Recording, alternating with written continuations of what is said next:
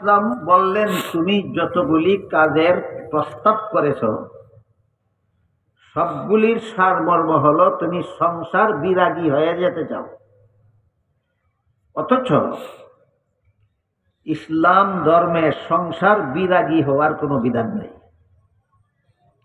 তাহলে কি আল্লাহর রাসূল তাকে কাজগুলির অনুমতি দিলেন? না, দিলেন না। যখন অনুমতি দেননি তখন সেই সাহাবী রাসূলের কাছে আরজ করলেন, যদি সংসার পরিচালনার মাধ্যমেই আমাকে ধর্ম পালন করতে হয় তাহলে আমাকে এমন একটা ব্যবসা শিক্ষা দিন যেই ব্যবসাটা হবে জগতের সবচেয়ে বড় লাভের ব্যবসা। হযরত উসমান ইবনে মাযউন রাদিয়াল্লাহু আনহুর এই প্রস্তাবের জবাবে আল্লাহ কোরআনের আয়াত নাজিল করে বলেন, ইয়া আইয়ুহাল্লাযীনা আমানু হাল আদুল্লুকুম আলা তিজারাহ তুনজিকুম মিন আযাবিন আলীম তুমিনুনা বিল্লাহি ওয়া রাসূলিহি ওয়া তুজাহিদুনা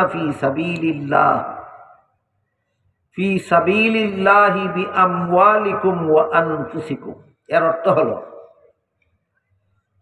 উসমান ইবনে মাযউন আমার নবীর কাছে সবচেয়ে বড় লাভের ব্যবসা শিখতে চাইছেন। আমি আল্লাহ নিজে নবীর পক্ষ থেকে শুধু উসমানকে নয় সমস্ত মুসলমানদের সেই ব্যবসাটা শিক্ষা দিতে চাই। কি সেই ব্যবসা? বিবরণ দিয়ে আল্লাহ বলেন, তুমিনুনা বিল্লাহি ওয়া রাসূলিহি ওয়া তুজাহিদুনা ফি সাবিলিল্লাহ। আল্লাহ এবং আল্লাহর রাসূলের উপর ঈমান আনার পর তোমরা জানে মালে আল্লাহর পথে জিহাদ করবে। এই জিহাদটাই হলো ত্রিমুখী উপকারী ব্যবসা।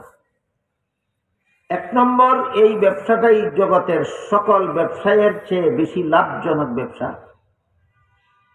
দুই নম্বর, এই ব্যবসাটাই হলো জাহান্নামের শাস্তি থেকে মুক্তি পাওয়ার ব্যবসা। তিন নম্বর, এই ব্যবসাটাই হলো জান্নাতের খরিদ্দার হওয়ার ব্যবসা। কতমুখী উপকারী? তিনমুখী উপকারী। এখানে প্রশ্ন জাগে যে আমরা তো জানি আল্লাহর পথে জিহাদ করা এটা কোনো বেচা কিনার নাম নয়, এটা একটা ইবাদত, বিশেষ ইবাদত।